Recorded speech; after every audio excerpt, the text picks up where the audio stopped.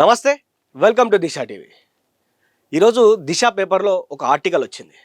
ఆ ఆర్టికల్ని చాలామంది ఈజీగా తీసుకొని ఉండొచ్చు, కానీ ఆ ఆర్టికల్లో చాలా పెద్ద సైన్సే దాగుంది, ఒక పెద్ద విషయమే దాగుంది. ఎందుకంటే ప్రజలు ఏం ఆలోచిస్తూ ఉన్నారు, ప్రజలు ఎటువైపు పోతున్నారు, చదువుకున్నటువంటి యువత ఎటువైపు పోతూ ఉన్నారు, యువత ఏం ఆలోచిస్తూ ఉన్నారో కూడా ఏం అర్థం కానటువంటి పరిస్థితిలో ఆర్టికల్ బయటకు వచ్చినట్టు కనిపిస్తుంది. అయితే సొసైటీ పేపర్లో ఈరోజు ఆ దిశలో ఒక మంచి ఆర్టికల్ రావడం జరిగింది. ఆ ఆర్టికల్ గురించి నేను మీకు ఇప్పుడు ఎక్స్ప్లెయిన్ చేయడానికి ట్రై చేస్తాను.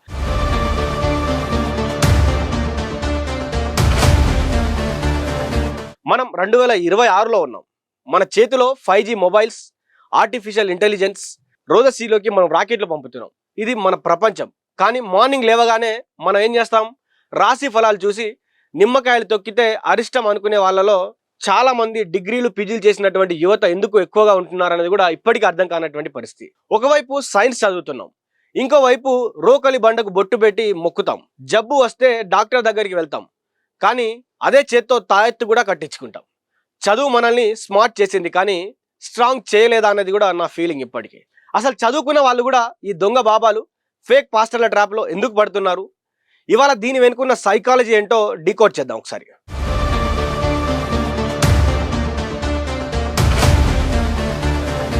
స్కిప్ చేయకుండా చివరి వరకు ఈ వీడియోని చూసే ప్రయత్నం చేయండి, ఎందుకంటే ఇది మీ గురించి, నా గురించి, మనందరి గురించి.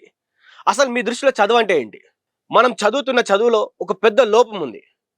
మనం ఎడ్యుకేషన్ సిస్టమ్ మనకు సబ్జెక్ట్ నేర్పుతుంది, కానీ లైఫ్ స్కిల్స్ నేర్పడం లేదు. అసలు బట్టి పద్ధతిలో మనం చదువుతా ఉన్నాం. మనం సైన్స్ చదువుతుంటే దాన్ని పరీక్ష పాస్ అవ్వడానికి మాత్రమే చదువుతున్నాం. ల్యాబ్ బయటికి వచ్చాక మన ఆలోచన మళ్ళీ పాతకాలానికే వెళ్తుంది. క్రిటికల్ థింకింగ్ అనేది మనకు లోపించింది. నిజమైన చదువు అంటే ప్రశ్న అడగడం, ఎందుకు, ఎలా అని ప్రశ్నించాలి. కానీ మన కాలేజీల్లో సిలబస్ కంప్లీట్ అయిందా లేదా అనే దాని మీద ఉన్నంత శ్రద్ధ ప్రశ్నించే తత్వం మీద ఎవరికి లేదు. అయితే నేనేమంటానంటే, education is not just getting a degree, it's just about building a rational mind. చదువు అంటే డిగ్రీలు కాదు, ప్రశ్నించే మైండ్ ఉండడం. అయితే రీసెంట్గా సోషల్ మీడియాలో నేను ఒక వీడియో చూసిన. ఆ వీడియోలో ఏమంటే, ఒక మీటింగ్లో ఒక మహిళ ఏమంటుందంటే, మా ఇంట్లో గ్యాస్ అయిపోయింది, నేను దేవుణ్ణి ప్రార్థన చేశాను, ఆ గ్యాస్ ఎవరో తెచ్చి పెట్టిపోయారని కూడా చెప్తుంది. సూటు బూటు వేసుకున్నటువంటి చదువుకున్న వాళ్ళే కూడా అట్లాంటి ఆమెను ఇప్పటికీ నమ్ముతా ఉన్నారు. ఆమె ప్రమోట్ చేస్తుంటే అమాయక ప్రజలు కూడా ఇప్పుడు దాన్ని నమ్ముతున్నారు. అంటే చదువుకున్న వారే ఆమె నమ్ముతుంటే అమాయక ప్రజలు ఎడుపోవాలి. అయితే దీంట్లో వాస్తవాలు ఒకసారి మనం సైకాలజీ పరంగా మాట్లాడుకుంటే, ప్రస్తుతానికి మనం ఎట్లున్నామంటే ఎస్కేప్ మెకానిజం మరియు ఇన్సెక్యూరిటీ ఫీలింగ్తో ఉన్నాం.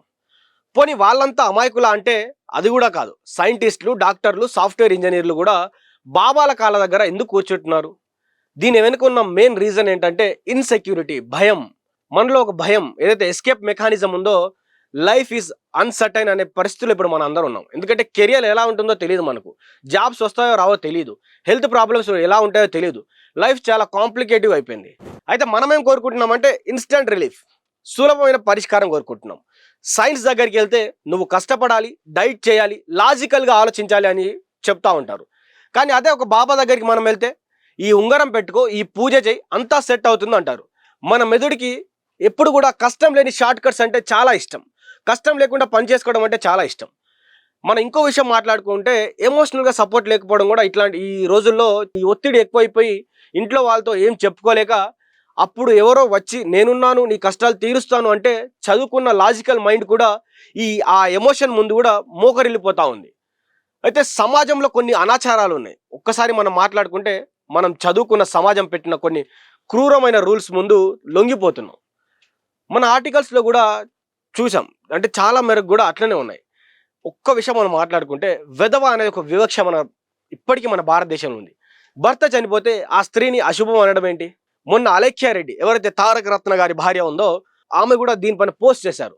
చదువుకున్న మనం కూడా ఆ పాత దురాచారాలను ఇంకా ఎందుకు మోస్తున్నామని కూడా ఒక సెలబ్రిటీ చెప్పినటువంటి పరిస్థితి. అయితే ఈ దావతులు, ఆడంబరాలపైన కూడా మనం కొన్నిసార్లు మాట్లాడుకోవాలి. ఒక ఇంట్లో చావు జరిగితే అక్కడ పరామర్శించడం పోయి మటన్ కొద్దామా, చికెన్ కొద్దామా, దావతులు చేసుకుందామా అనే పరిస్థితి వస్తుంది. ఇల్లు కట్టడం ఒక అంశం అయితే, దానికి సంబంధించిన అరిష్టాల గురించి ఒకసారి మనం మాట్లాడుకుందాం. అప్పులు చేసి ఇల్లు కట్టుకుంటే ఏడాదిలోపు పాలు పొంగించకపోతే అరిష్టమని భయపెడతారు. మరి 20 అంతస్తుల బిల్డింగ్ ఉన్నాడు, వాడే పాలు పొంగిస్తున్నాడు, వాడెక్కడ పోయి అరిష్టాలు అనుభవించాలని కూడా నేను అడుగుతా ఉన్నా. ఎందుకంటే ఒక్కసారి అసలు లాజిక్ ఎక్కడుంది ఒకసారి మీరు ఆలోచించండి. పక్క ఫ్లాట్లలో ఒకరి జాగా మంచిది, ఇంకొకరి జాగా చెడ్డదని కూడా ఒక భయం క్రియేట్ చేస్తూ ఉంటారు. వాడికి ఏమో వాస్తుంది, నీకేమో వాస్తలేదని కూడా చెప్తారు. ఇదంతా మన భయం మీద నడిచే బిజినెస్. నేనేం చెప్తానంటే, నేను ఎవరి సాంప్రదాయాలను తప్పుపట్టడం లేదు. మన సంస్కృతి గొప్పదే. కానీ ఆ సంస్కృతి పేరుతో నడిచే వ్యాపారాన్ని, మూఢనమ్మకాలను ప్రశ్నించాలని చెప్తున్నాను. పిల్లవాడు ఏడుస్తుంటే ముందు డాక్టర్‌కి చూపించాలి. ఆ తర్వాతే మీరు తాయెత్తులు కడతారో, పూజలు చేస్తారో అది మీ ఇష్టం. కానీ first priority science and doctor. చదువు మన కళ్ళకు కళ్ళద్దాలు ఇవ్వాలి గానీ, మన కళ్ళకు గంతలు కట్టకూడదు. మనం మారితేనే రేపటి తరం మారుతుంది. ప్రశ్నించండి. ఏదైనా నమ్మే ముందు ఎందుకు, ఏంటి అని అడగండి. అడిగి ఎమోషనల్లీ స్ట్రాంగ్ అవ్వండి. భయాలకు షార్ట్ కట్స్ వెతకండి కానీ భయపడుతూ ఉండిపోకండి. సైన్స్‌ను నమ్మండి. ఏదైతే లాజికల్ థింకింగ్ ఉందో దీనికి ప్రాధాన్యం ఇవ్వండి. నేనేం అడుగుతానంటే మిమ్మల్ని అందరినీ కూడా, ఈ వీడియో చూశాక అసలు మీకేమనిపించింది? చదువుకున్న వాళ్ళు ఇలాంటి మూఢనమ్మకాలు ఎందుకు నమ్ముతున్నారు? ఇట్లాంటి వాళ్ళ ట్రాప్‌లో ఎందుకు చిక్కుకుంటున్నారు? అసలు మీ అభిప్రాయం ఏంటి కూడా కింద కామెంట్ బాక్స్‌లో తెలియజేయండి. నేను చేసినటువంటి ఈ వీడియో ఏదైతే మన యూత్ అందరికీ ఒక యూస్‌ఫుల్ ఉండే విధంగా చేసినటువంటి ఈ వీడియో మీకు నచ్చితే మీరు కూడా లైక్ చేయండి, షేర్ చేయండి. అదే విధంగా మీలో ఉన్నటువంటి మూఢనమ్మకాలను బయటపెట్టి లాజికల్ థింకింగ్ పైన ఫోకస్ చేయండి, సైన్స్ పైన ఫోకస్ చేయండి అని కూడా మిమ్మల్ని అందరినీ కోరుతూ ఉన్నాను. చూస్తూనే ఉండండి దిశ టీవీ.